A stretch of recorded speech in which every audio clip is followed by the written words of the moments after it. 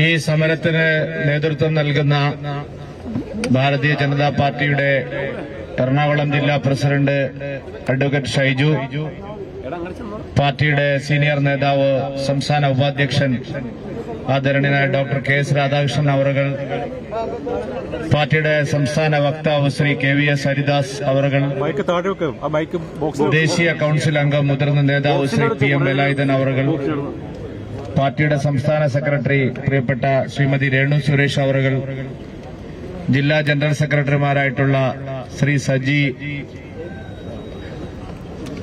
Basith Kumar, minority മോർച്ചയുടെ സംസ്ഥാന അധ്യക്ഷൻ പ്രിയങ്കരനായ ജിജി ജോസഫ്, ഇവിടെ സന്നിഹിതരായിട്ടുള്ള മറ്റ് മുതിർന്ന നേതാക്കളെ, പാർട്ടിയുടെയും പോഷക സംഘടനകളുടെയും ആദരണീയരായിട്ടുള്ള നേതാക്കളെ, സഹപ്രവർത്തകരെ, മാധ്യമ സുഹൃത്തുക്കളെ, നല്ലവരായ നാട്ടുകാരെ, എല്ലാവർക്കും എന്റെ വിനീതമായ നമസ്കാരം. പിണറായി വിജയൻ സർക്കാരിന് അധികാരത്തിൽ തുടരാനുള്ള ധാർമ്മികമായും രാഷ്ട്രീയമായുമുള്ള സാഹചര്യമില്ലാതായിരിക്കുക. ഭരണഘടന തൊട്ട് സത്യപ്രതിജ്ഞ ചെയ്ത് അധികാരത്തിൽ വന്ന ഭരണഘടനയുടെ സംരക്ഷകനായിരിക്കേണ്ട മുഖ്യമന്ത്രി അധികാരത്തിൽ തുടരുന്നതിനു വേണ്ടി ഓരോ നിമിഷവും ഭരണഘടനയെ ലംഘിച്ചുകൊണ്ട് നിയമവിരുദ്ധമായ പ്രവൃത്തികളിൽ ഏർപ്പെട്ടുകൊണ്ടിരിക്കുക. സംസ്ഥാനത്ത് സർക്കാർ സംവിധാനങ്ങളുടെ സഹായത്തോടുകൂടി അതിഭയാനകമായ രീതിയിലുള്ള കള്ളക്കടത്തുകൾ നടക്കുകയാണ്. സ്വർണ്ണക്കള്ളക്കടത്തും ഹവാല ഇടപാടും ഔദ്യോഗിക പരിവേഷത്തോടുകൂടി നടക്കുന്ന ഏക സംസ്ഥാനം കേരള സംസ്ഥാനമാണ്. തിരുവനന്തപുരം വിമാനത്താവളം കേന്ദ്രീകരിച്ചുകൊണ്ട് നടന്ന സ്വർണ്ണക്കള്ളക്കടത്തിന് നേതൃത്വം നൽകിയത് മുഖ്യമന്ത്രിയുടെ ഓഫീസായിരുന്നു. അതിന്റെ പേരിൽ മുഖ്യമന്ത്രിയുടെ പ്രിൻസിപ്പൽ സെക്രട്ടറി ജയിലിലായി. അദ്ദേഹത്തിനെതിരായിട്ടുള്ള കേന്ദ്ര ഏജൻസികളുടെ അന്വേഷണം തുടരുകയാണ്. മുഖ്യമന്ത്രി ഇപ്പോൾ പറയുന്നു കരിപ്പൂർ വിമാനത്താവളം കേന്ദ്രീകരിച്ചുകൊണ്ട് വ്യാപകമായ തോതിലുള്ള സ്വർണ്ണക്കള്ളക്കടത്തും ഹവാല ഇടപാടുകളും നടക്കുകയാണ്. ഭരണകക്ഷി MLA ആയിട്ടുള്ള PV അൻവർ പറയുന്നത് കരിപ്പൂർ വിമാനത്താവളം കേന്ദ്രീകരിച്ചുകൊണ്ട് നടക്കുന്ന സ്വർണ്ണക്കള്ളക്കടത്തിനും ഹവാല ഇടപാടിനും കുറ്റവാളികൾ പുറത്തേക്ക് കൊണ്ടുവരുന്ന സ്വർണത്തിൽ വലിയ പങ്കും പോലീസ് പിടിച്ചെടുക്കുകയാണ്. നിയമപരമായി കസ്റ്റംസിനെ ഏൽപ്പിക്കേണ്ട സ്വർണം നല്ലൊരു ഭാഗം പോലീസ് ഉദ്യോഗസ്ഥന്മാരുടെ സഹായത്തോടുകൂടി മാർക്സിസ്റ്റ് പാർട്ടിയുടെ നേതാക്കന്മാർ പിടിച്ചെടുക്കുകയാണ്. അതിന്റെ ലാഭം കിട്ടുന്നത് CPMന്റെ ഉന്നതരായിട്ടുള്ള നേതാക്കന്മാർക്കാണ്.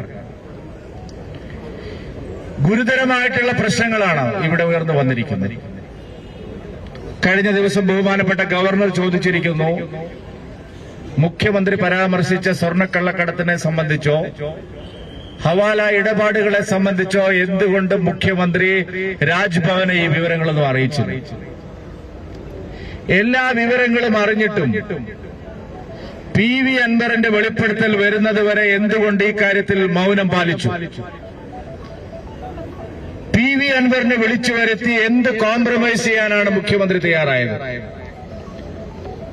ADGPക്കും മുഖ്യമന്ത്രിയുടെ പൊളിറ്റിക്കൽ സെക്രട്ടറിക്കുമെതിരായി ഗുരുതരമായ ആരോപണം ഉന്നയിച്ച PV അൻവറിനെതിരെ അപകീർത്തി കേസ് കൊടുക്കുന്നതിന് പകരം സംസ്ഥാന മുഖ്യമന്ത്രി ക്ലിഫ് ഹൌസിൽ വിളിച്ചു വരുത്തി അദ്ദേഹത്തോട് എന്ത് ഒത്തുതീർപ്പിനാണ് തയ്യാറായത്? ഒത്തുതീർപ്പ് വ്യവസ്ഥകൾ ലംഘിക്കപ്പെട്ടപ്പോഴാണ് PV അൻവർ പരസ്യമായ മറ്റ് നിലപാടുകളിലേക്ക് തിരിഞ്ഞത്. ഇപ്പോൾ PV അൻവർ കൊള്ളക്കാരനാണെന്ന് പറയുന്നു. അങ്ങനെയാണെങ്കിൽ എന്തിന് 2 തവണ ഈ സ്വർണ്ണക്കള്ളക്കടത്തുകാരന് നിലമ്പൂരിൽ പാർട്ടി ടിക്കറ്റ് കൊടുത്തു? എന്തിന് പാർലമെന്ററി പാർട്ടിയിൽ ഉൾപ്പെടുത്തി? ഭരണകക്ഷിയുടെ MLA ആയ എന്തിന് PV അൻവറിനെ മുഖ്യമന്ത്രി നിയമിച്ചു? ഉത്തരം കിട്ടേണ്ട ധാരാളം ചോദ്യങ്ങളുണ്ട്. കള്ളക്കടത്തും ഹവാല ഇടപാടും സർക്കാരിന്റെ ഔദ്യോഗിക സംവിധാനങ്ങൾ വഴി നടക്കുന്ന ഏക സംസ്ഥാനം കേരളമാണ്.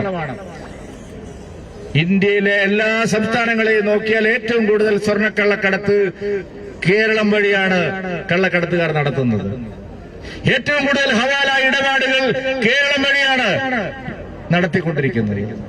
ഏറ്റവും കൂടുതൽ മയക്കുമരുന്ന് വ്യാപാരം ഇന്ത്യയിൽ നടക്കുന്നത് കേരളം വഴിയാണ്. ഇതെല്ലാം മുഖ്യമന്ത്രി ആഭ്യന്തര വകുപ്പിന്റെ കൈകാര്യം ചെയ്യുന്ന പിണറായി വിജയന്റെ അറിവോടും സമ്മതത്തോടും കൂടിയാണ്. ഈ കൊള്ളക്കാരെ എല്ലാം നിങ്ങളുടെ പാർട്ടിയല്ലേ സംരക്ഷിക്കുന്നത്? സ്വർണം പൊട്ടിക്കുന്ന കള്ളക്കടത്ത് സംഘങ്ങൾ കണ്ണൂരിൽ അർജുൻ ആയങ്കേരിയും ആകാശ് തില്ലങ്കേരിയും ആരാണ്? എന്തുകൊണ്ടിപ്പോൾ അവർ മൗനത്തിലിരിക്കുന്നു? അവർക്കെതിരായിട്ടുള്ള നടപടി എന്തായി? PV അൻവറും കാരാട്ട് റസാഖും അടങ്ങുന്ന സംഘങ്ങളെല്ലാം അവരുടെ കീഴിൽ നേതൃത്വത്തിൽ നടക്കുന്ന കള്ളക്കടത്തിന് ഇത്രയും കാലം ആരാണ് അരുന്നത്? മുഖ്യമന്ത്രി പിണറായി വിജയൻ. ഇങ്ങനെ ഒരു വ്യാജ മുഖ്യമന്ത്രി ഇന്ത്യയിൽ ഏതെങ്കിലും സംസ്ഥാനത്തുണ്ടോ? വ്യാജ നിർമ്മിയുടെ ആൾ രൂപമാണ് ശ്രീ പിണറായി വിജയൻ. പിണറായി വ്യാജൻ എന്നാണ് എല്ലാവരും പറയുന്നത്. ഫേക്ക് വ്യാജ നിർമ്മിതിയുടെ ആൾ രൂപമാണ് പിണറായി വിജയൻ. നിങ്ങൾ ആലോചിച്ച് നോക്കൂ. ഇവിടെ CPIM എന്ന് പറയുന്ന ഒരു പാർട്ടി ഇപ്പോൾ ജീവിച്ചിരിപ്പുണ്ട്.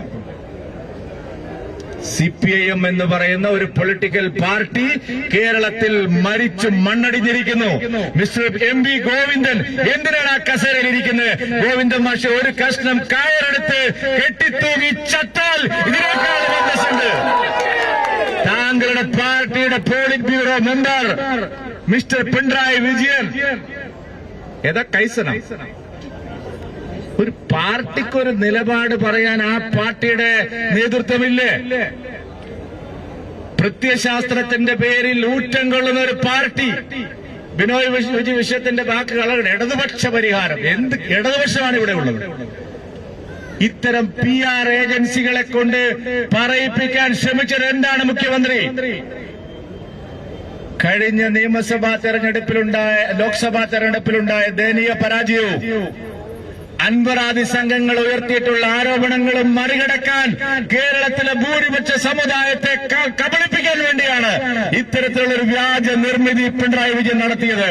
മിസ്റ്റർ പിണറായി വിജയൻ, കേരളത്തിലെ ഭൂരിപക്ഷം വെറും വിഡ്ഢികളാണ്, ഒന്നിനും കൊള്ളാത്തവരാണെന്നുള്ള നിങ്ങളുടെ ധാരണ അവസാനിപ്പിച്ചുകൊള്ളുക. നിങ്ങൾ എന്തിനു വേണ്ടിയാണ് ഈ വ്യാജ നിർമ്മിതിക്ക് വേണ്ടി ശ്രമിച്ചത്? എന്തിനാണ് ഈ എന്താണ് നിങ്ങൾ PR ഏജൻസിയെ കൊണ്ട് പറയിപ്പിക്കാൻ ശ്രമിച്ചത്? 22 കൊല്ലം മുമ്പ് mister VS Achuthanandan, VS Achuthanandan പറഞ്ഞ ഒരു കാര്യം ഇപ്പോഴും കേരളത്തിന്റെ പൊതുസമൂഹത്തിന് മുമ്പിലുണ്ട്. ആ ഓർമ്മ വെച്ചിട്ടാണ് പിണറായി വിജയൻ കരിപ്പൂർ വിമാനത്താവളത്തിലെ വിഷയങ്ങളെ ഈ രീതിയിൽ വ്യാഖ്യാനിക്കാൻ ശ്രമിച്ചത്. പക്ഷേ പിണറായി വിജയൻ ആള് മാറിപ്പോയി. VS അച്യുതാനന്ദൻ എന്തൊക്കെ പറഞ്ഞാലും അദ്ദേഹത്തിന് ഉറപ്പുള്ള ഒരു നട്ടലുണ്ടായിരുന്നു.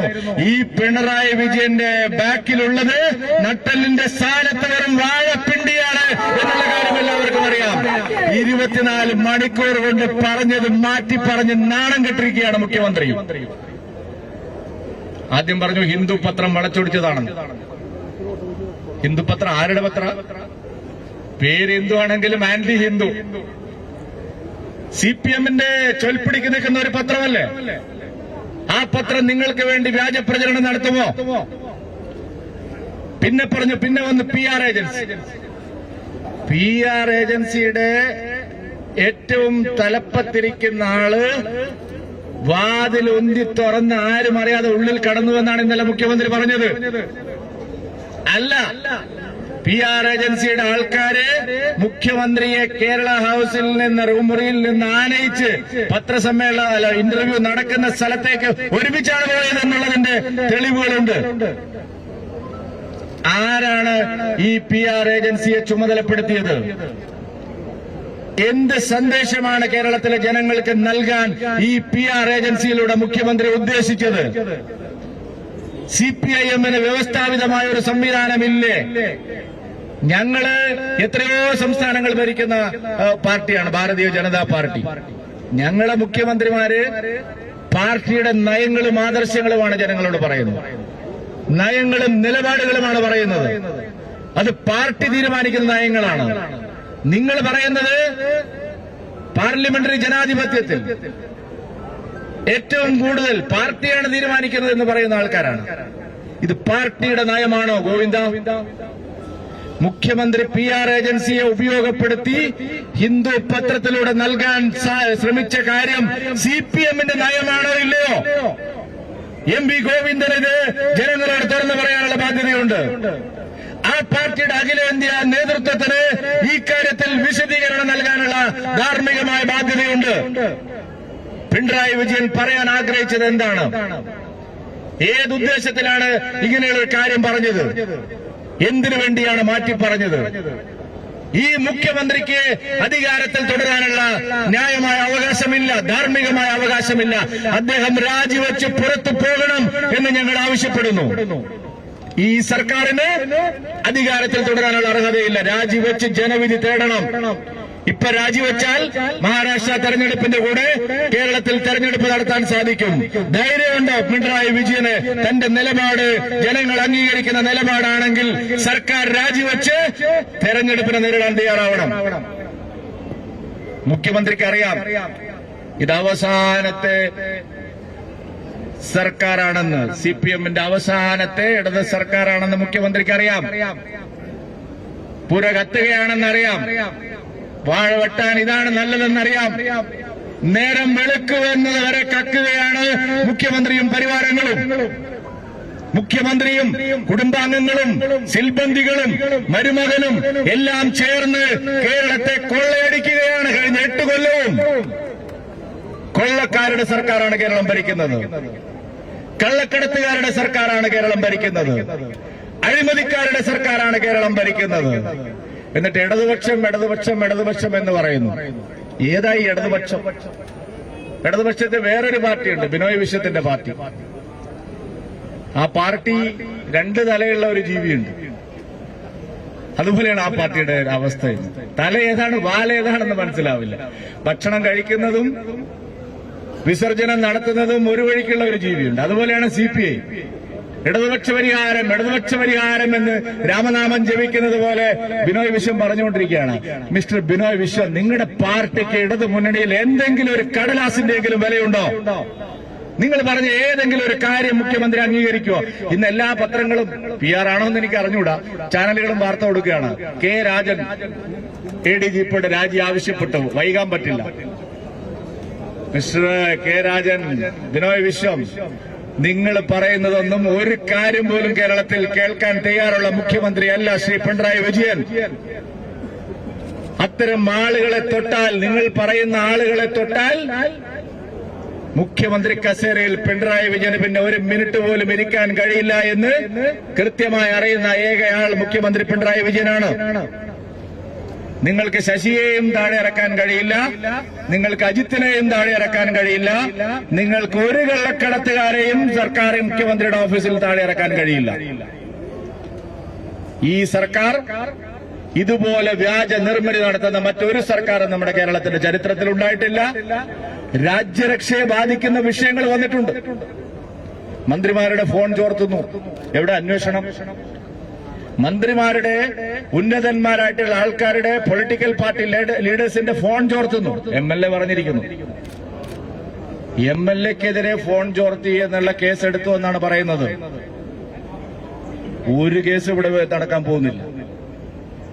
മന്ത്രിമാരുടെ ഫോൺ പോലും ചോർത്താൻ കഴിയുന്ന ഭരണഘടനാ ബാഹ്യമായ ശക്തികൾ, നിയമത്തിനതീതമായ ശക്തികൾ മുഖ്യമന്ത്രിയുടെ ഓഫീസിൽ ഇരിക്കുക. പഴയ പ്രിൻസിപ്പൽ സെക്രട്ടറി ജയിലിൽ കിടന്ന ആള് പറഞ്ഞത്, ഒരു ടിഷ്യൂ പേപ്പർ എടുത്തു കൊടുത്താൽ ഒപ്പിട്ട് കൊടുക്കുന്ന ആളാണ് മുഖ്യമന്ത്രി എന്നാണ്.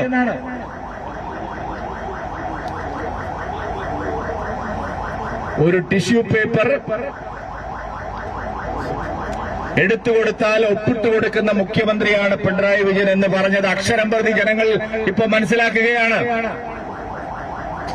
ഈ സർക്കാരിന് അധികാരത്തിൽ തുടരാനുള്ള അർഹതയില്ല. ഈ സർക്കാർ എത്രയും പെട്ടെന്ന് രാജിവെച്ചു പോകണം. ഇപ്പൊ നിയമസഭ തുടങ്ങി. 4-ാം തീയതി നിയമസഭ തുടങ്ങി. VD സതീശന്റെ പ്രതിപക്ഷത്തിന് കൊമ്പുണ്ടോ ഇല്ലയോ എന്ന് ഈ നിയമസഭാ സമ്മേളനത്തിൽ അറിയാം. VD സതീശനെ പോലെ ഇത്രയും കാപട്യക്കാരനായ ഒരു പ്രതിപക്ഷ നേതാവ് നമ്മുടെ നാടിന്റെ ചരിത്രത്തിൽ ഇതുവരെ കണ്ടിട്ടില്ല. ആ രമേശ് ചെന്നിത്തലയൊക്കെ ഇരിക്കുമ്പോ ഒന്നുമില്ല, അദ്ദേഹത്തിന് പറയുന്നതിനെങ്കിലും ഒരു ക്ലാരിറ്റി ഉണ്ടായിരുന്നു. ഈ VD സതീശൻ പിണറായി വിജയന്റെ ഏജന്റാണ്. ഈ കേസുകളെല്ലാം ഒതുക്കി തീർക്കുകയാണ്. വി.ഡി. സതീശനെതിരെ ഉയർന്നു വന്ന ഗുരുതരമായ അഴിമതി ആരോപണം, പുനർജനി കേസ് ഇതുവരെ ഒന്ന് ചോദ്യം ചെയ്യാൻ പോലും അദ്ദേഹത്തെ വിളിപ്പിച്ചിട്ടില്ല. പുറത്ത് വലിയ വർത്തമാനം പറയുകയും ഉള്ളിൽ പിണറായി വിജയനുമായി ഒത്തുതീർപ്പുണ്ടാക്കുകയും ചെയ്യുന്ന പ്രതിപക്ഷ നേതാവാണ് വി.ഡി. സതീശൻ. മന്ത്രിസഭയിലെ അപ്രഖ്യാപിത അംഗത്തെ പോലെയാണ് അദ്ദേഹം പ്രവർത്തിക്കുന്നത്. എല്ലാ കാര്യങ്ങളിലും പിണറായി വിജയനെ ചൂട്ടുപിടിക്കുന്ന പ്രതിപക്ഷ നേതാവാണ് കേരളത്തിലുള്ളത്. എല്ലാം പറഞ്ഞ് കോംപ്രമൈസ് ആക്കുന്ന പ്രതിപക്ഷമാണ് കേരളത്തിലുള്ളത്. അവർക്ക് ശരിയായ നിലപാടില്ല. മുസ്ലിം ലീഗിന്റെ ചെറുപ്പക്കാർ സമരം ചെയ്യുന്നത് ഞാൻ ടിവിയിൽ കണ്ടു. കുഞ്ഞാലിക്കുട്ടിക്ക് ആത്മാർത്ഥമായ ഒരു എതിർപ്പ് സാക്ഷാൽ പിണറായി വിജയനോടുണ്ടോ? കുഞ്ഞാലിക്കുട്ടിക്കും മുസ്ലിം ലീഗിന്റെ നേതാക്കന്മാർക്കും പിണറായി വിജയനുമായി ആത്മാർത്ഥമായ ഒരു എതിർപ്പുണ്ടോ? അതുകൊണ്ട് ഈ പ്രതിപക്ഷത്തെ ജനങ്ങൾക്ക് വിശ്വാസമില്ല. ജനങ്ങൾ വിശ്വസിക്കുന്ന ഏക ബദൽ, ഈ സർക്കാരിനെതിരായിട്ടുള്ള ശരിയായ ബദൽ ഭാരതീയ ജനതാ പാർട്ടിയാണ്. ആ ഭാരതീയ ജനതാ പാർട്ടി ഈ പ്രക്ഷോഭം ശക്തിയായി മുന്നോട്ട് കൊണ്ടുപോകും. അതിനുള്ള തുടക്കമാണ് ഇന്ന് നാം കാണുന്നത്. ഈ മാർച്ച് ഔപചാരികമായി ഉദ്ഘാടനം ചെയ്ത് അറിയിച്ചുകൊണ്ട് ഞാൻ നിർത്തുന്നു. നിങ്ങൾക്ക് നമസ്കാരം. ജയ്